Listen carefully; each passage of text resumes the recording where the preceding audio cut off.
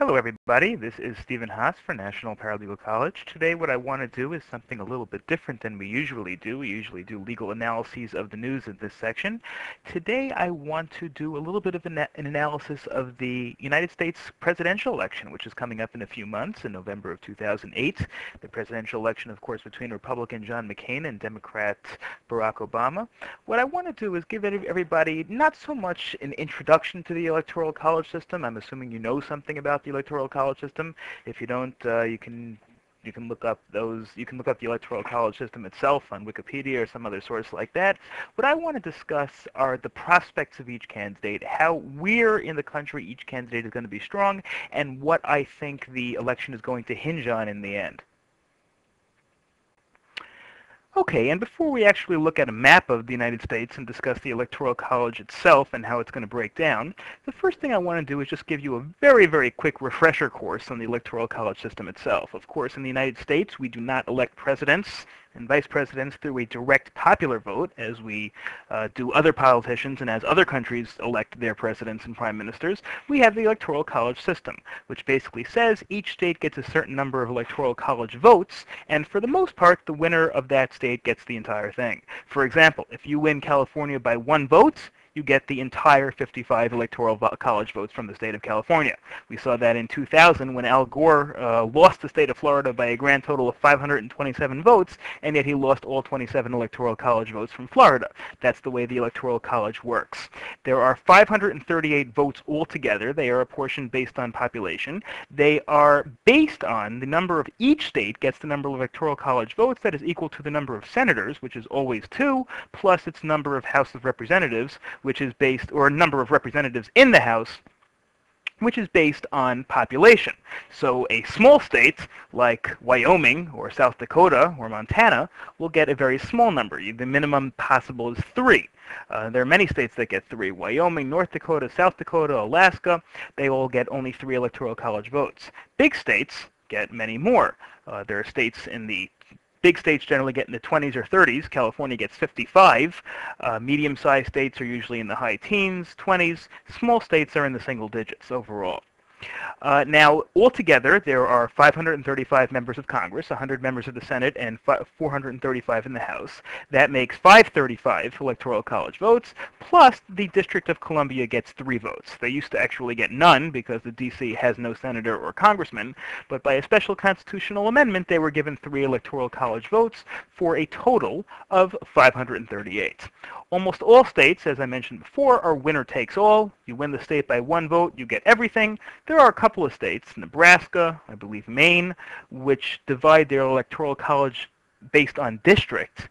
But again, that's usually not that important. Maybe you're talking about a 1-vote swing here and there. You're talking about small states, states that are not really swing states anyway, so those don't usually factor in. For the big states, for the swing states, for the important states in presidential elections, they're winner take all. And because of the Electoral College votes, the candidates focus primarily on the close states. If you're going to win a state anyway, it makes no sense to pour a lot of money into advertising in that state just to win by a larger margin. It doesn't help you win the White House. If you're going to lose a state anyway, it doesn't help to lose it by a smaller margin. You're going to lose that state's Electoral College votes anyway.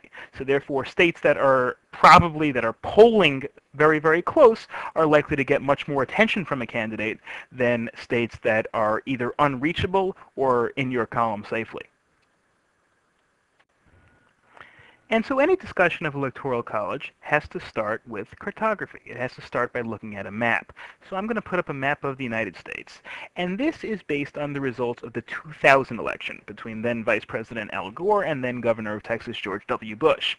And as you can see over here, President Bush, or now President Bush, won most of the states. The states that Bush won are in Republican red. The states that Gore won are in Democrat blue. You can see it's pretty contiguous. There are very few states that are not attached to each other, that didn't all go in one direction. The key state was, of course, Florida over here, which was won only by a little over 500 votes after a first recount. A second recount was, of course, stopped by the Supreme Court in a controversial decision that's still argued about and discussed to this day. But you can see that the Northeast in general went to the Democrats, the North Central, the West Coast, and the Republicans basically got the rest. The entire South, much of the Upper Midwest, the Mountain States, Southeast, really except for New Mexico and New Hampshire were the only states that kind of bucked the trend. Now, if you look at 2004, 4 years later, again President Bush against Senator John Kerry, the map was very similar. This is the 2004 map. In fact, it's even more contiguous.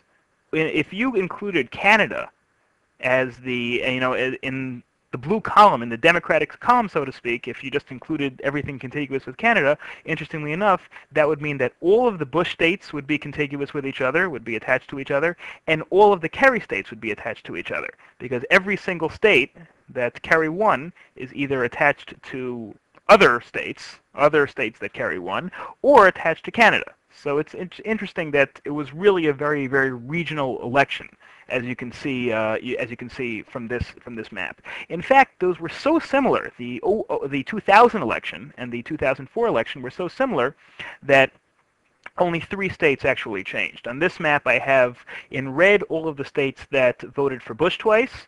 In blue, all of the states that voted for both Gore and Kerry, in other words, voted against Bush twice. And in purple, I have the only 3 states to have changed. You have New Hampshire, which flipped from Bush in 2000 to Kerry in 2004, and Iowa and New Mexico, which flipped from Gore in 2000 to Bush in 2004. Okay, so to start analyzing what that means for this coming election, what I've decided to do is, rather than just looking at a hodgepodge of states individually, and I could do that, I could just go through all the quote-unquote swing states, the states that are likely to go in either direction, and discuss those individually. But I don't think that really makes sense, because the swing states may have nothing to do with each other. How Pennsylvania goes may have nothing to do with how New Mexico goes, for example, even though they're both swing states. So what I've done is I've broken down the country into 7 different regions, which I'll discuss individually. The Northeast, which basically includes all of these states, the Southeast, which is from Virginia down to Florida, the South Central, which includes Tennessee, Mississippi, Alabama, all the way through Texas over here, the quote-unquote Rust Belt, which is the the states, the manufacturing states, Pennsylvania, Ohio, Indiana, some of the Great Lakes states up here, the Plains states, which includes Kansas, Nebraska. They also included Minnesota and Iowa, and some of the mountain states, the Southeast, Nevada, Arizona, New Mexico, Colorado, and Utah, and the Pacific states, the West Coast and Alaska and Hawaii. The reason why I think it's important to break things down by region is because different regions may have very little to do with each other in terms of how they vote. How the people in Arizona are thinking about an issue may have no relevance to how the people in Pennsylvania are thinking about an issue. On the other hand, within a region, although different states may go for different candidates, the trend seems to be the trend can very often be very important. For example, when I was watching the election returns in 2004, and we all knew, or many people knew if they were following the polls from beforehand, that Ohio was going to be an enormous state. And it was pretty much agreed by the pundits, and it turned out to be the case, that whoever was going to win Ohio was going to win the election in 2004. Now, Ohio, the returns really didn't start. The return started coming in, but it was too close to call for a very long time. But one of the things I looked to is right away, as soon as the return started coming in from this region of the country, I looked at Kentucky and I looked at West Virginia. And I saw that both Kentucky and West Virginia, Bush had done very well in both states. He was predicted to win those states in any case, but when you look at the exit polls, Kentucky and West Virginia, he actually did better than many people expected in those states. And the first thing that I looked at when I saw that was that bodes very well for Bush in Ohio also. Because although Ohio is always going to be to the left of Kentucky and West Virginia in terms of who it votes for, you're probably going to have a larger percentage of Democratic, or a larger chance of Democratic victory in Ohio than you do, let's say, in Kentucky or Indiana or West Virginia. Still, there is a fundamental similarity between the people that live in those states. The reason why Ohio is going to drift further left is Ohio has more cities, more urban areas, which, places like Cleveland and Cincinnati, which tend to, vote, urban areas in general tend to vote more Democratic. But if you see, for example, in the polls that Indiana, Kentucky, and West Virginia are swinging heavily toward the Republicans, that bodes well for Ohio, at least to some extent. If, on the other hand, Indiana, Kentucky, and West Virginia are very close, if I see see on election night that West Virginia, Kentucky, and Indiana are very, very competitive or too close to call, the first thing that's going to pop in my mind is that the Democrat is going to win Ohio. Because again, within a region, you can usually compare.